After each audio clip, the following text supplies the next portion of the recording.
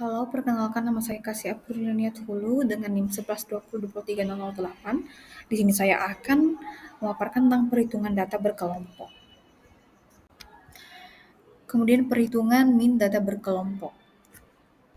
Di sini ada contoh perhitungannya, yaitu contoh perhitungan min data tunggal dan berkelompok A1. Misalnya kita memiliki nilai data ujian dari 30 siswa. Kemudian pertanyaannya yaitu hitung dulu dengan rumus trages.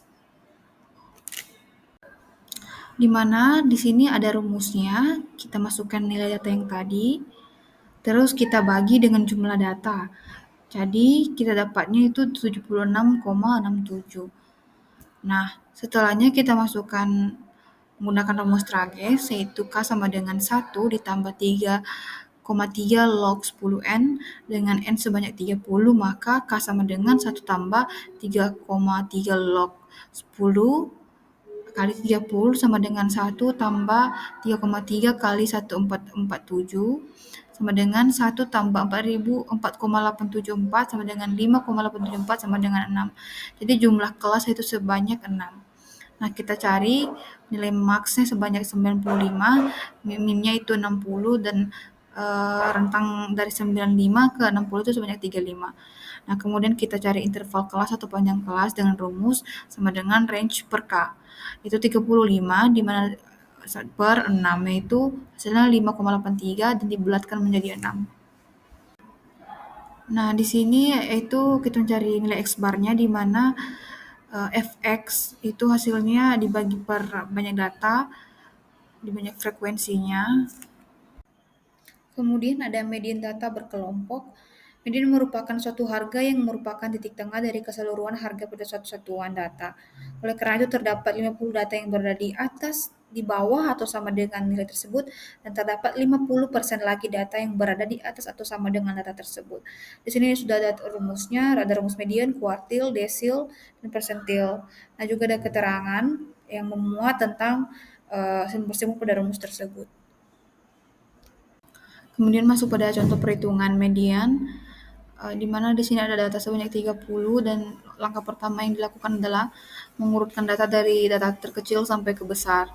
Nah, karena datanya sebanyak 30 atau genap, maka kita menggunakan rumus median sama dengan X kali N per 2 ditambah X kali N per 2 tambah 1 per 2, di mana X itu X15 ditambah X16 per 2 sama dengan nilai X15 itu sama dengan 75 dan nilai X16 sama dengan 75 dibagi 2. Maka kemudian dia dapat hasil sebanyak 75. Selanjutnya kita masukkan pada rumus target, di mana datanya tadi 30 dihitung, setelah dihitung maka hasilnya yaitu 5,874 dibulatkan menjadi 6.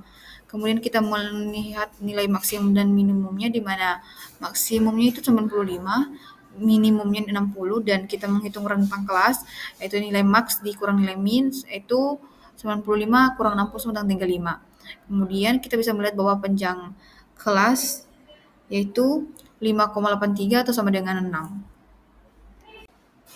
Selanjutnya kita masukkan pada tabel distribusi frekuensi. Di sini ada rumus seperti tadi, ada rumus median. Nah, setelah itu kita banyak data kan 30. Maka kelas median adalah kelas ketiga, yaitu 72 sampai 77.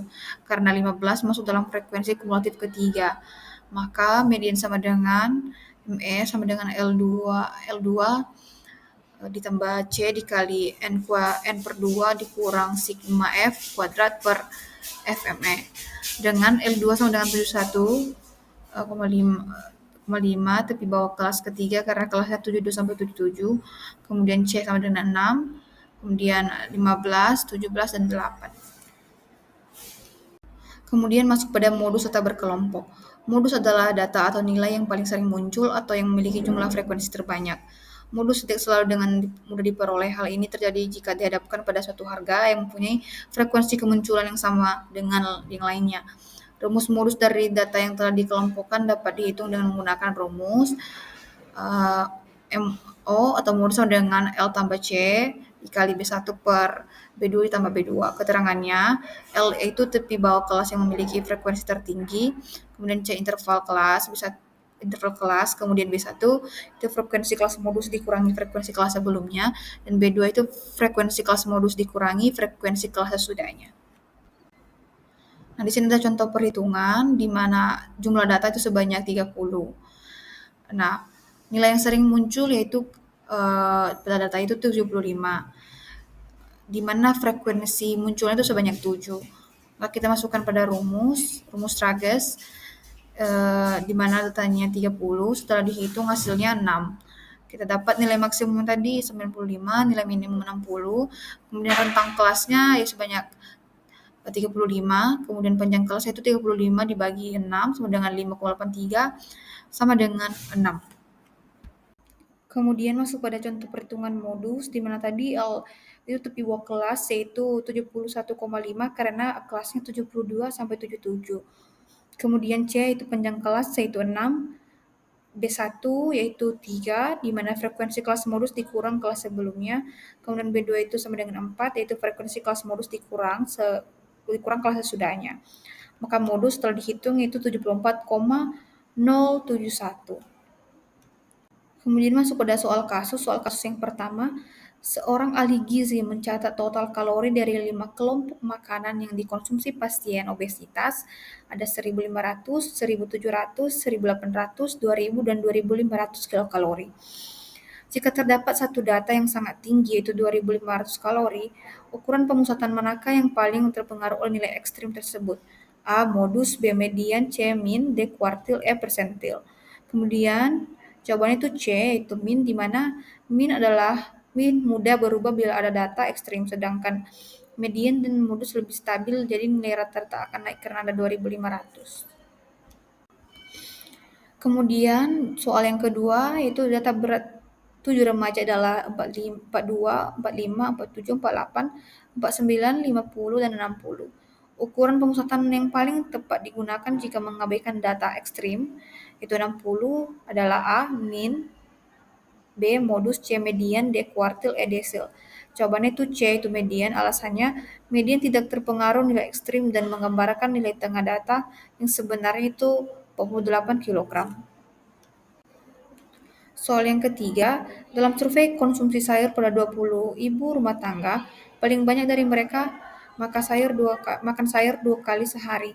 Ukuran pemusatan yang paling tepat untuk menggambarkan kebiasaan ini adalah A min, B modus, A min, B median, C modus, D variansi, E simpangan baku. Jawabannya itu C modus, di mana alasannya modus menunjukkan nilai yang paling sering muncul. Dalam hal ini frekuensi konsumsi sayur 2 kali sehari adalah kebiasaan paling umum. Demikianlah pemaparan materi ini. Terima kasih.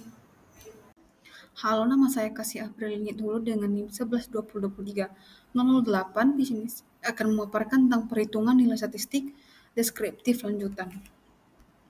Yang pertama, kuartil. Kuartil merupakan ukuran letak yang membagi suatu distribusi frekuensi menjadi 4 bagian yang sama, sehingga nilai-nilai distribusi dapat dibagi menjadi K1, K3, dan K2 dan K3. Sebelum dibagi dalam 4 kelompok, masing-masing 25% data diurutkan dari yang terkecil sampai yang terbesar.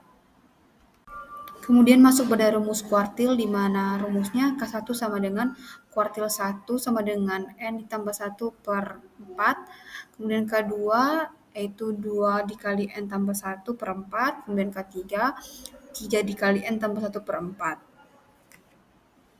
Nah, di sini ada contoh perhitungan kuartil, di mana yaitu melakukan survei kadar hemoglobin anak balita di 7 posyandu.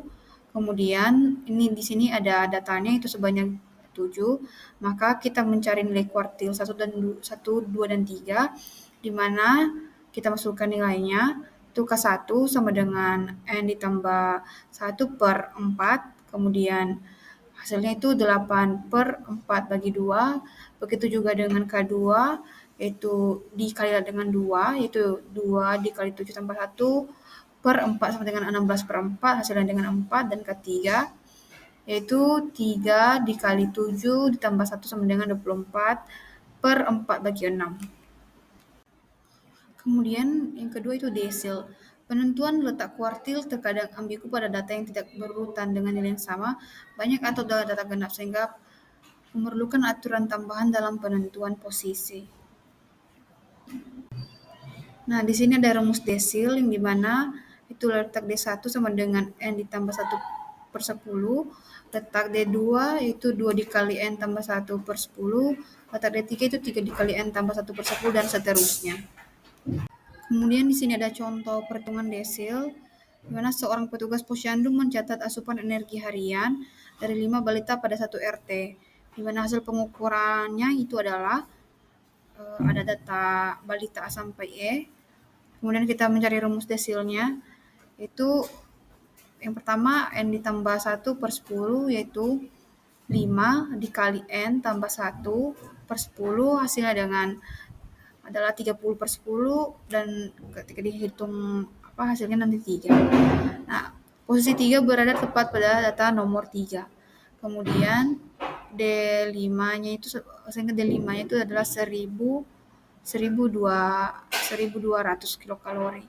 Kemudian interpretasi data yaitu DS sama dengan 1200 kilokalori sama dengan 50% balita setengah memiliki asupan energi di bawah 1200 kilokalori per hari.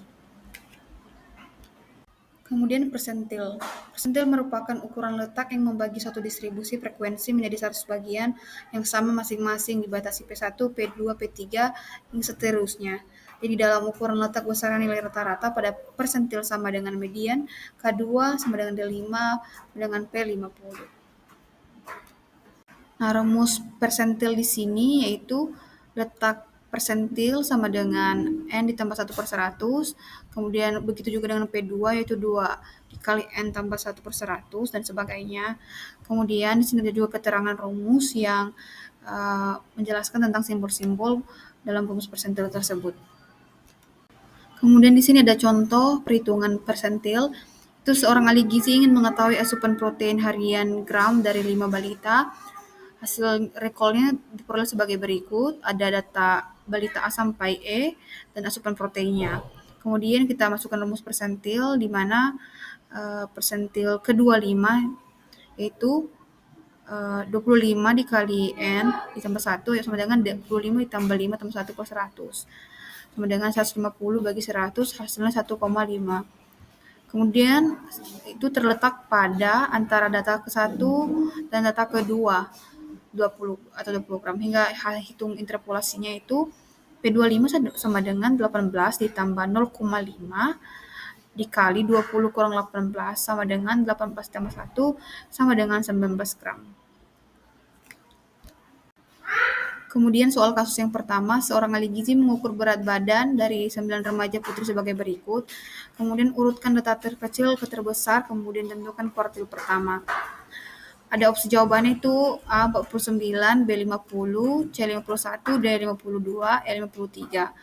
Jawabannya itu C 51 dengan alasan data urut yaitu dari 48 sampai 60 dan jumlah datanya sebanyak 9.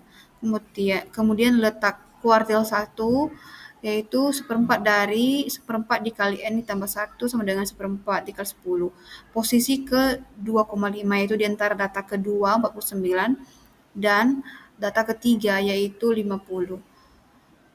Sehingga kita bisa mendapat Q1 sama dengan 49 ditambah 0,5 yaitu 50 dikurang 49 sama dengan 49,5 sama dengan 51 kg.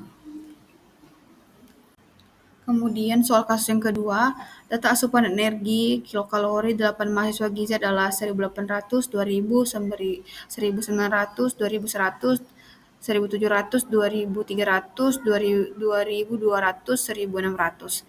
Hitung desil keempat, di mana opsi jawabannya A 1.800, B 1.900, C 1.950, D 2.000, dan E 2.050. Alasannya itu jawabannya itu C itu 1.550, di mana alasannya di mana kita mengerjakan pertama itu urutan data dari terkecil sampai terbesar, di mana jumlah data sebanyak 8, kemudian kita hitung di mana letak D4 itu 3,6 itu berada di posisi ketiga dan keempat, Nah, kita hitung interpolasinya dan mendapat hasilnya itu 1950 dan dibulatkan ke distribusi tengah. Artinya 40% mahasiswa memiliki kilokalori itu di bawah 1950 kilokalori. Kemudian soal kasus yang ketiga, seorang petugas gizi mencatat kadar kolesterol dari 6 pasien itu 160, 180, 200, 220, dan 140 serta 260. Tentukan nilai persentil ke 75. Di mana opsi jawabannya A 210, B 220, C 230, D 240, E 250. Jawabannya itu D yaitu 240, di mana alasannya itu N sebanyak 6. Letak P. Persentil 75 itu 75 dibagi 100 dikali N tambah 1 itu 0,75 dikali 7 sama dengan 5,25, itu antara data ke-5 dan ke-6. Maka interpolasinya dihitung, hasilnya mendapat 245 dan yang mendekati nilai tersebut adalah 240 mg per desiliter.